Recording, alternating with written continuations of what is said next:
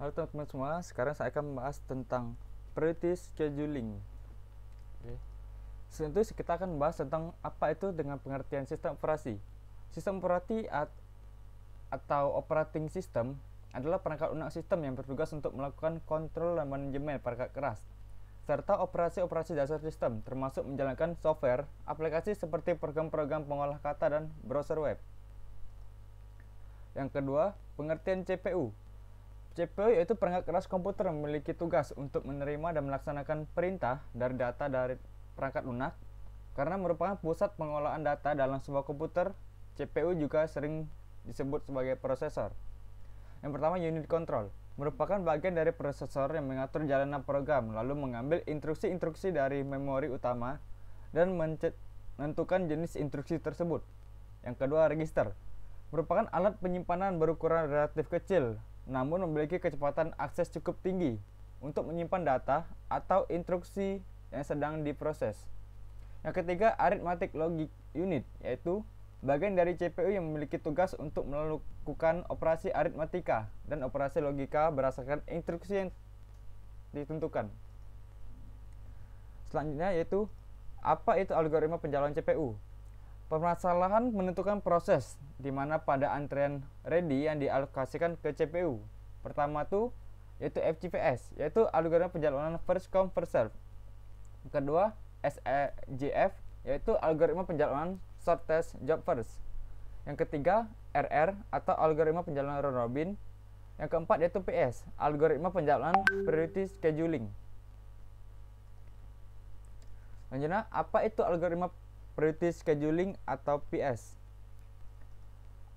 Algoritma priority scheduling yaitu suatu kasus khusus dari penjaluan berprioritas. Tiap-tiap proses dilengkapi dengan nomor prioritas atau integer. CPU dialokasikan untuk proses yang memiliki prioritas paling tinggi. Nilai integer terkecil biasa merupakan prioritas terbesar. Prioritas dapat diberikan secara pertama itu prioritas dinamis, yaitu prioritas awal diberikan kepada proses mungkin hanya berumur pendek setelah disesuaikan ke nilai yang lebih tepat sesuai lingkungan. Kelemahan dari prioritas dinamis yaitu implementasi mekanisme prioritas dinamis lebih kompleks dan mempunyai overhead lebih besar. Yang kedua, prioritas statis. Prioritas statis berarti prioritas tak berubah. Keunggulannya itu mudah diimplementasikan dan mempunyai overhead relatif kecil. Kelemahannya itu penjadwalan tak tanggap atau cepat terhadap lingkungan yang mungkin menghendaki penyesuaian prioritas. Berikut adalah kelebihan kekurangan algoritma priority scheduling. Yang pertama, keunggulannya yaitu mudah diimplementasikan dan mempunyai overhead relatif kecil. Yang kedua, kelemahan priority scheduling terletak pada kemungkinan terjadinya infinite blocking, yaitu starvation adalah sebuah kondisi di mana suatu proses dengan prioritas yang rendah untuk memiliki kemungkinan tidak dieksekusi. Berikut adalah contoh soal, yaitu soalan dibagi menjadi dua, yaitu preemptif dan non preemptif. Berikut adalah contoh soal penyelesaian preemptif. Dengan kita bisa lihat proses pada tabel yaitu P1, P2, P3, dan P4, detik ke-1, detik ke-2, detik ke-3, dan detik ke-4. Burst time yaitu 8, detik 5, dan 2. Priority adalah 2, 1, 2, 1. Dan arrival time dengan P1, 0, P2, 3, P3, 5, dan P4, 6. Selanjutnya kita akan membuat Gantt chart terlebih dahulu, yaitu dengan proses pertama yaitu kita ikutin proses P1 yaitu dengan burst time 8 dan priority 2. Selanjutnya setelah selesai dieksekusi karena dengan arrival time 0, kita akan melanjutkan ke P2 yaitu dengan arrival time 3 dengan burst time 5 dan priority pertama. Selanjutnya kita akan melihat priority di mana P2 priority 1 dan P3 priority yang kedua, yaitu kita akan melanjutkan tentang karena dia lebih besar, priority lebih duluan 1, maka kita melanjutkan proses P2 sampai selesai, yaitu dengan P3.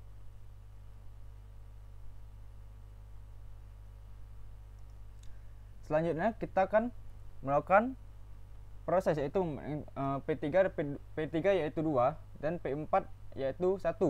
Maka kita akan melanjutkan proses dengan P4 yaitu dengan priority pertama. Selanjutnya kita akan melakukan priority dengan priority kedua, yaitu dengan P3 dengan 16. Setelah itu proses P3 selesai, maka kita akan lanjutkan dengan proses pertama. Nah, sekarang kita akan tahu dengan turnaround time atau TAT dikurang waktu keluar, kurang waktu kedatangan, waktu tunggu dikurang waktu putar balik dikurang waktu burst. Dengan proses P1 exit time-nya 21, maka turnaround time-nya yaitu 21 dikurang 0, yaitu dengan arrival time tadi, maka mendapatkan hasil 21. Waiting time-nya yaitu 21 dikurang 8, yaitu sama dengan 13. 8 didapatkan dari burst time. Berikut selanjutnya dengan proses selanjutnya sama perhitungannya, yaitu dengan proses 2 atau P2 dengan exit time-nya 8. Dengan exit time 8, maka TAT-nya yaitu 8 dikurang 3 dari arrival time tersebut sama dengan 5. Terus waiting time-nya burst time 5 dikurang dengan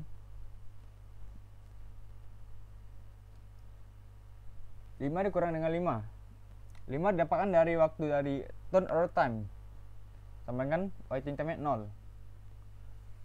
Berikut dengan selanjutnya, maka waktu putaran rata-rata yaitu 21 ditambah 5 ditambah 11 ditambah 8 dibagi banyaknya proses yaitu 4, maka 45 dibagi 4 itu sama dengan 11,25 milisecond. Waktu nunggu rata-ratanya yaitu 13 ditambah 0 ditambah 9 ditambah 2 dibagi banyaknya juga proses yaitu 4, maka 24 dibagi 4 sama dengan 6 milisecond. Selanjutnya kita akan membahas tentang soal non preemptive dengan tabel yang sama seperti tadi, yaitu Gantt chart-nya kita akan masukkan P1 terlebih dahulu, yaitu dengan burst time 8 dan priority yang kedua dengan arrival time 0, maka selanjutnya kita akan melakukan dengan proses kedua, yaitu dengan burst time 5 dan priority-nya 1 pertama, yaitu dengan paling besar pertama dengan arrival time-nya 3. Setelah selesai dengan proses kedua, maka kita akan langsung ke P4 karena priority-nya paling besar yaitu dengan 1. Karena dengan nilai akhirnya yaitu 14. Selanjutnya kita menyelesaikan dengan proses P1 yaitu dengan burst time-nya 8 berarti 2 tadi, maka 19 mendapatkan hasil 19 akhir dengan P3 sama dengan 21. Sekarang kita tahu dengan turnaround time-nya yaitu waktu dikurang waktu keluar, yaitu kurang waktu kedatangan sama dengan waktu kedatangan. Waktu tunggu dikurang waktu putar balik sama dengan waktu burst time.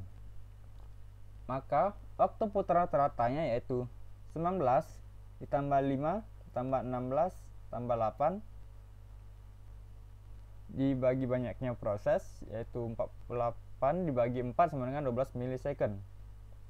Waktu tunggu rata-rata yaitu 11 ditambah 0 tambah 14 tambah 2 dibagi 4 sama dengan 23 dibagi 4 sama dengan 6,75 milisecond.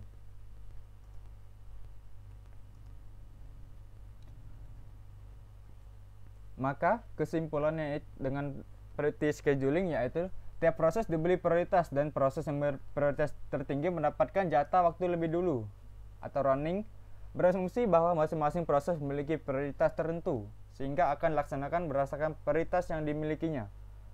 Ilustrasi yang dapat memperjelas prioritas tersebut adalah dalam komputer militer, di mana proses dari jenderal berprioritas 100, proses dari kolonel 90, mayor berprioritas 80, kapten berprioritas 70, letnan berprioritas 60 dan seterusnya. Mungkin berikut yang bisa saya jelaskan tentang priority scheduling dengan contoh soal preemptif dan non preemptif. Maaf jika ada kesalahan kata. Terima kasih.